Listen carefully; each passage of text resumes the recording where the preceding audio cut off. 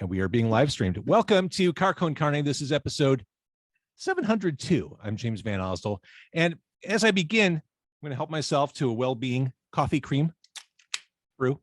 This is delicious. Now, Well-Being is non-alcoholic beer. But the thing is, for years, non-alcoholic beer was synonymous with shitty, not good, not tasty. Well-Being figured it out. Craft beer just without the alcohol in it. So as Dry January is wrapping up, maybe you want to keep that going in February, or you're just looking for some alternatives, maybe just to take a break every third drink, maybe make it an NA. I recommend Well-Being beer. This coffee, this coffee cream is ridiculous, but also the Hellraiser Amber is a really good starting point. Take a look at what they have, wellbeingbrewing.com, and make it easy on yourself. Take 10% off your Well-Being Brewing order with my promo code JVO at wellbeingbrewing.com. So I mentioned this is episode 702. Earlier this week, I did episode 700, kind of a big milestone. If you haven't seen it, if you haven't heard it, I invited 14 of my former radio coworkers onto what was like a 2.5-hour broadcast. We covered a lot of ground. We talked about lots of bad programming decisions made through the years, lots of people getting fired, myself included, general mischief. Look, radio is unlistenable and awful in the present day, but I swear to God, it was fun back in the day. And you can relive some of that with 14 of my former Q101 coworkers, episode 700 of Car Con Carne. Just yesterday, I did something with Cinco de Gatos, which you can listen to. Cinco de Gatos, who will be at the Double Doors open house this coming Sunday. And coming up, WGN Television's Mike Toomey. And my goal is to get back in the car March, depending on where we're at with public health concerns at that point. We'll see how it goes. I'd love to get back in the car. It was fun while it lasted in December and January. But tonight, it is the return of Wrong War. In my description online, I said, this is hardcore with a lot on its mind. Wrong War returns with their second full release, and they want you to know that things have not gotten better since their debut. That debut, by the way, right here on Handsome Vinyl. I saw you guys like a month ago. I should have had you sign this. I wasn't thinking. I devalue it. I don't think that's true. I appreciate the good old-fashioned Midwest self-effacing humor, though. Here's the thing. Right. I mentioned that Cinco de Gatos is playing this double door open house. They do it bi-weekly in the new facility. They're not open for business. They probably won't be open for business until October, but they're throwing these little, it's almost like house parties in this space. They've got, it's not ready for occupancy. It's not ready for anything, but they're having bands come in and people come by and drink cheap, shitty beer. And it's kind of awesome. You guys did this like a month ago. You played this double door thing. You did just this blistering half-hour set. And I think what not surprise people, what was interesting to people, you guys walk in very unassuming. You're four unassuming guys. You get on stage and you rip people's fucking heads off. And they're not prepared for that when they see Wrong War walk into the building. Thank you. Yeah, I take that as a compliment. That's good. And it is.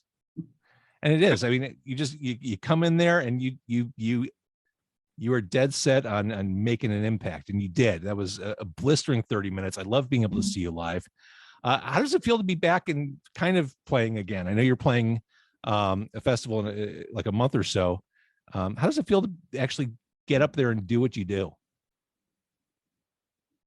I mean, it's been good. It's been few and far between, but we've been managed to sneak in, 5-6 shows since the end of last summer. Did a tiny bit of traveling, went out to the East Coast, went up to Detroit, played locally around here a few times. So it's been good. I mean, I think it gives us something to focus on. Like we've been writing for 2 years now, writing, recording, and we kind of move on really fast from our old stuff almost too quickly. So it's nice to kind of pause and be able to actually play those songs live. So it's been good. I mean, I think we were hoping by this time things would look very different too. You'd be back in the car. We'd be, playing live shows that people actually came to. But, so far it is what it is. And hopefully by the summer, spring, things start to turn. But yeah, there's a big festival I think it's May in Dayton, Ohio. It's Dayton Music Fest, 3 days, tons of bands I think we're playing Sunday. It's going to be great. So your first release was in 2020. You're starting this year with a new album. That is a pretty brisk pace. I mean, as you get together and write and work on stuff, is it just falling into place? I feel like it doesn't happen this easily for other bands. Are you just in a groove together, the four of you? I sort of feel like it's almost a necessity for us, like to be efficient in a way that's so different from any other band that I've been in. You know, like we're so excited to get together when we do. Somebody brings an idea, and we just sink our teeth into it and tear it apart. Like it's so much fun, and I think that's part of the reason why I think we've been able to be efficient in the way that we have in terms of our songwriting, is that I think we just enjoy hanging out with each other. There's no drama. Like, you know, we get together once a week if we're lucky, and we make the most of it. And then I think we enjoy, you know, rehearsing. We enjoy getting in the studio and putting it down. But more than anything, like, I don't want to speak for everybody else, but like just playing live again just feels so good. You don't realize how much you miss it until you get out there and you see people like getting excited about it. It's pretty cool, and it's a lot of fun with these guys. So that's Dave talking. I should mention Matt, Patrick, and Dan are also here, which, you know, if you're listening, it's kind of hard. You can't look at these guys on the screen. But what do you think? Other three guys, are you in that groove? Do you agree with what Dave was saying? I definitely do. I also think there's probably at least for me personally, there's a little bit more of a purpose, it feels like now, where, I mean, it's always been fun, right, to play music and hang out with your friends. But I feel like before, you know, certainly in my 20s and things like that, it was just about like playing locally once every 6 weeks maybe, and just like it was a big party, and you know, it was just good times piled on top of good times, and which is nothing wrong with that. But now with the different landscape show wise, where, you know, for a while we didn't have a choice, we couldn't do anything, but we still had every bit as much fun getting together and writing tunes. And that, to answer your question, like it does click with us. I was talking about it earlier, like same as anybody else, I think, like one of us will bring a riff or bring an idea, and we'll all kind of collaborate and hash it out together. And then whatever Matt comes back with, usually vocally and lyrically, like, you know, so far every time has like blown the rest of us away. So yeah, it usually propels it into something a little bit more intense or a little bit different. But there's the pace, right? You mentioned the show, like we come in and like there's kind of this attack and we go through it fast. I think the whole writing and releasing has been also a little bit of an attack. Like, let's just keep going as quick as we can and kind of keep having good output. Hey, I look at you guys as like contract killers in like an action movie. Like you just kind of you appear out of nowhere. You walk through the hotel lobby. Next thing we know, you're on the rooftop. 5 minutes later, people are saying, "Oh my God, what happened?" And then you guys are, you know, on the street on to your next destination. Love that. Yeah. I mean, I think a lot of it's out of necessity for us because, I mean, you know, we all have kids and jobs, and we generally practice at like 8:30, 9 o'clock on a Sunday morning. Like that's about all we can really manage. So rock and roll. Real rock and roll time of You want to talk rock and roll? I just made my first candle yesterday. That's how rock and roll I am. So I support your 8:30 in the morning practice on a Sunday. I've made many candles at princess campouts and such. So congratulations. Welcome to the club. Thank you. Sorry, Matt. No, I was just, I mean, out of pure necessity, we have to be efficient. I mean, and you know, so we got 18 recorded songs now over 2 LPs, you know, maybe clock in about 21, 22 minutes a shot. But, you know, I think that generally works out really well for us. I think a lot of the feedback we've gotten on those records is that the length of them is good. You know, sometimes people will maybe want more, sometimes too much of a certain thing is too much, but I feel like that's kind of about right for us, like this 9-song, 22-minute kind of assault, and then it's over and we can move on. So that's a formula that seems to kind of work for us right now. So, Dan and I are retiring in a year, so we have to get a football team. So, Matt, it seems like you've been taking notes on a lot of things over the past couple of years. You're spitting venom on this album, and this is one of the things we love about the band. I mean, you're pissed about a lot of things, and we echo, I think, your outrage on a lot of things. Human Resources kicks things off. Once Upon a Weapon is the new release. The lesson here: corporate America sucks. I mean, that was just the constant assault of every company, the ones you work for, the ones you don't work for, telling you how much they care about you and how much your safety and well-being matters to them. And we all know it's just a load of horse shit. And it's the thoughts and prayers or the thank you for your service of the COVID era. And it's meaningless and got to the point where it's just insulting. So that's pretty much what that song's about. The disingenuousness. Yeah, right. Well, along those lines, social media, it is what it is. I think you kind of go further in that direction with Distraction Diet. Just the way people doom scroll and live their lives in the present day. Yeah, I mean, I think it's everything. I mean, as good as the internet could be for humanity, it's also a terrible weapon, or so I mean, it's everything from social media to YouTube to whatever it is. It's just this barrage avalanche of garbage, and I can believe whatever I want to believe right now, and I can find someone to validate that, and it just the divisions that sows, like we've seen for the past several years, 10 years, whatever it's been, it's getting worse and worse, and there's really no indication that it gets better at this point. So yeah, I mean, it's just a general frustration. Yeah, just a general frustration with that stuff. Well, I'm right there with you. On Distraction Diet, James, there's which I mean, it all worked out beautifully, but there's a James Baldwin sample at the beginning of the song. How much time do you want for your progress? If you're familiar with the interview, it's an interview from almost 50 years ago, talking about how progress is being made. And then James Baldwin so eloquently kind of called it out that, that there's not progress being made. How much time do you want for your progress? Like, unfortunately, there's more often than not, there really isn't progress or change. It's just more status quo. I go through days with the internet, with social media, where it's bipolar. I'll be in one situation thinking, wow, this is great. This is really a wonderful way to come together and share experience. Then 5 minutes later, I'm like, fuck, I hate everything. I've got to close my computer and not look at it for the next 24 hours. And it just, it's that whiplash, and it can't be healthy. It's not emotionally healthy.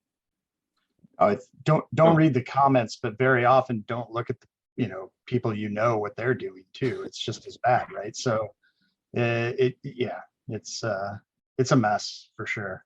It's a mess. All right, the new album, Once Upon a Weapon, the title track has a video. Is that footage from Reggie's in the video?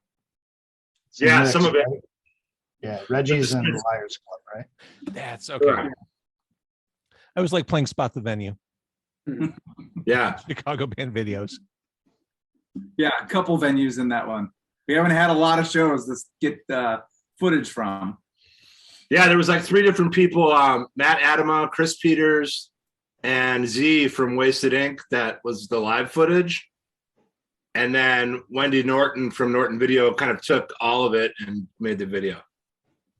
I think one of my favorite songs on this album, and again, if you blink, you miss it. It's like 20 minutes. If you go to the bathroom while the album's on, you're going to come back and be really disappointed. Like, oh God, where'd it go?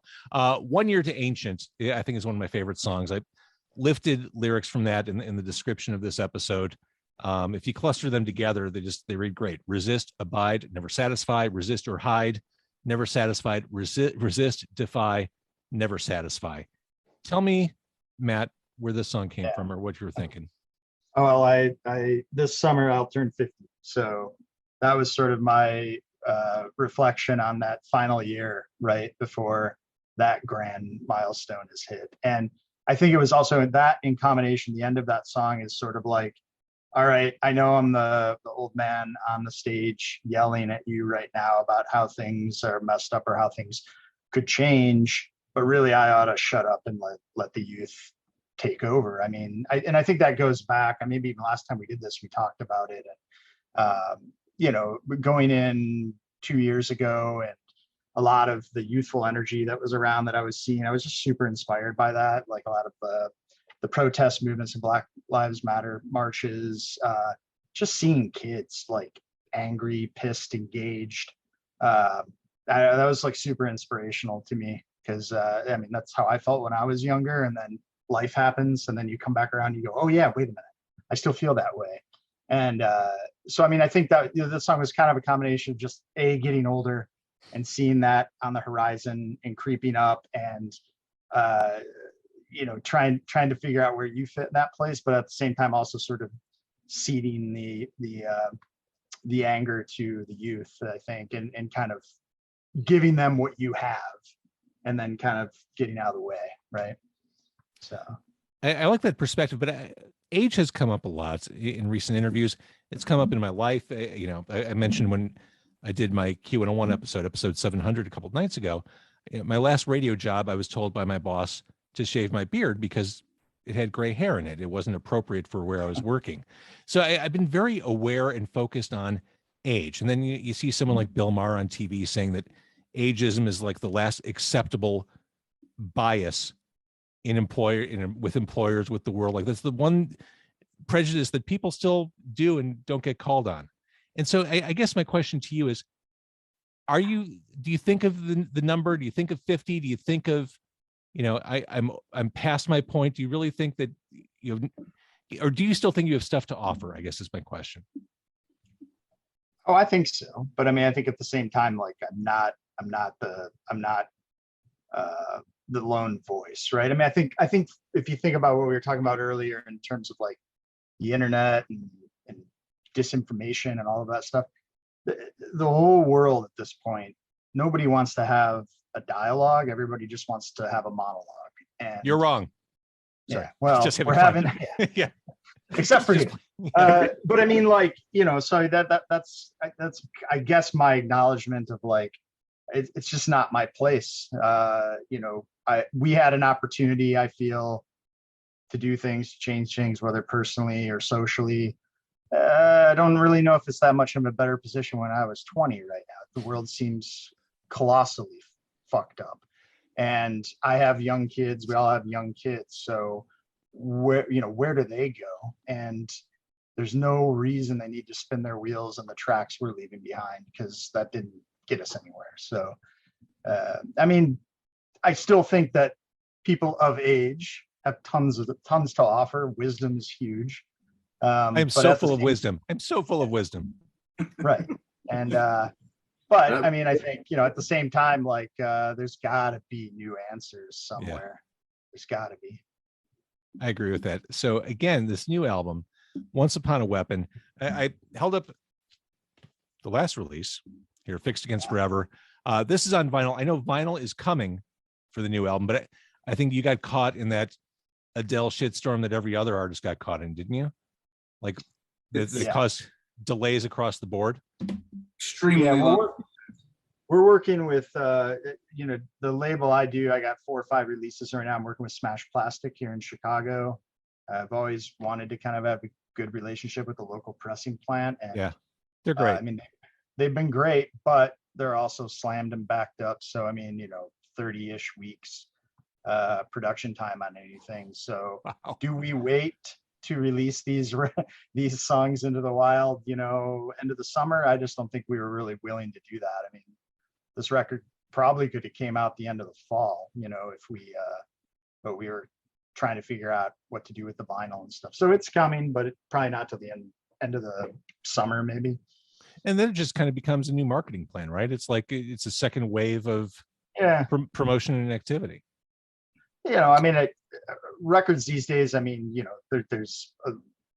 only going to sell so many. So, I mean, like, people are going to hear your music one way or the other. And the people that want to buy vinyl come back and buy vinyl later. So, I don't think it's that big of a deal for a band our size, and it works out well. We got to work with John Yates again to do the cover, which to me is kind of bucket list sort of stuff. And we played with Negative Approach. We got John Yates to do a cover, and there's some potential shows coming up September, which my head may explode if they actually happen. So we're definitely doing good stuff and working with great people, and we recorded with Mike at Everly Studios again. That experience also, I think, is very unique to us. Like, it's very relaxed. I can go in on a Tuesday and work for 2 hours.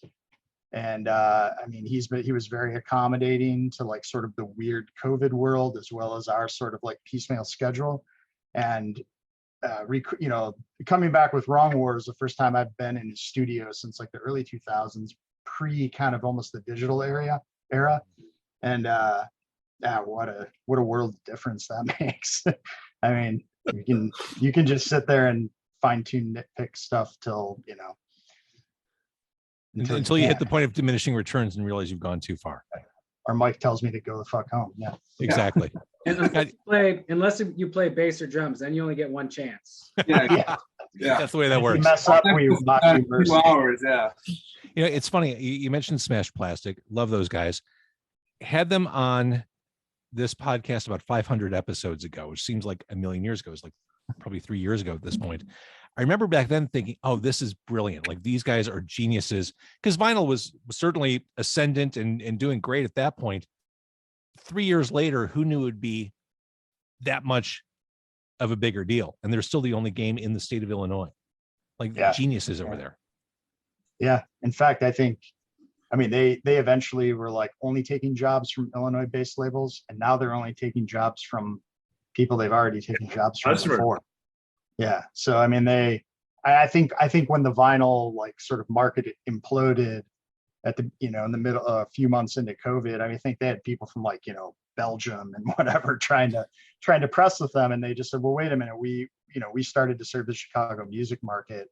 Let's peel back. And, so I think they're still playing catch up though.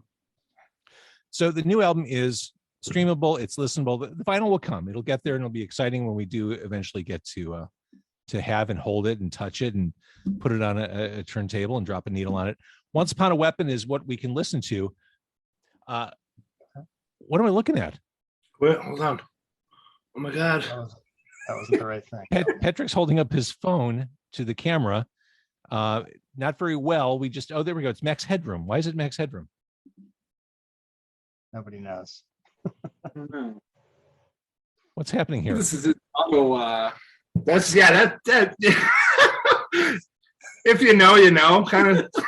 It's when WTTW was hijacked by Max Headroom. Right. Cool.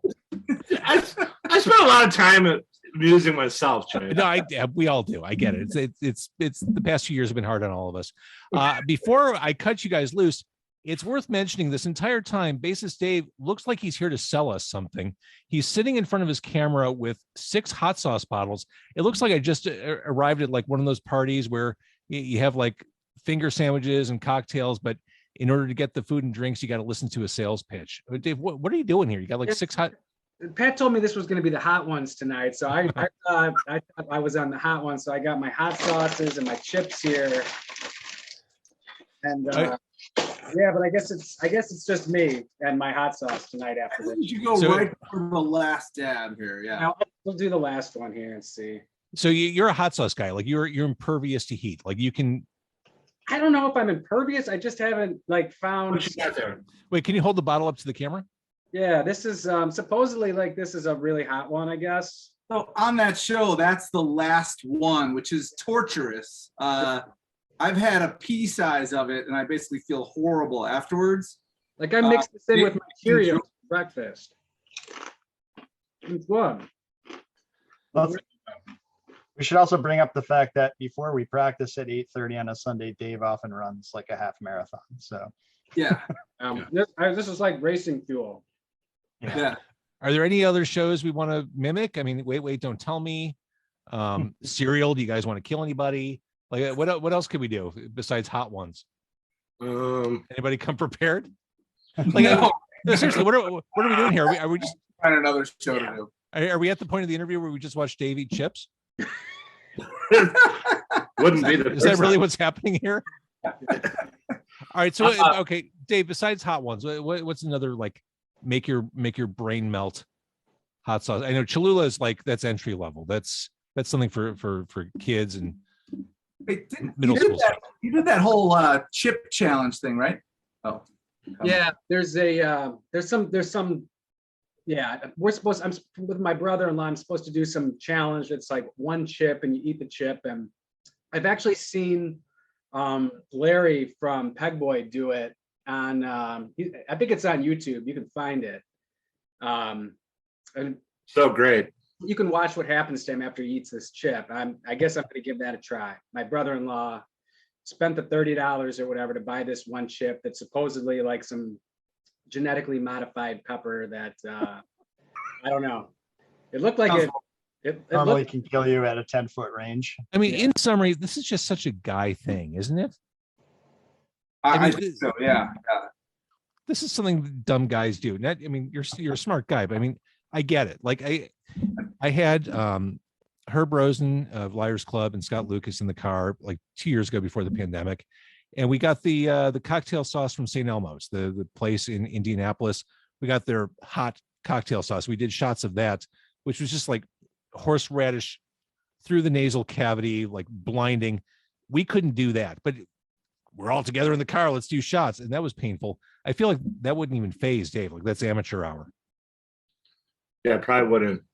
We'll get some of those hot chips and maybe we can, do it before a show or something like that and see what happens. Oh, great idea.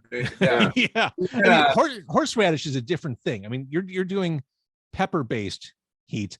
Horseradish affects your body in a much different way. It does. Like I'm not immune to that. So like, that green stuff that comes with sushi or whatever, wasabi. Yeah. Sometimes right up here. So, the pepper stuff, I don't know.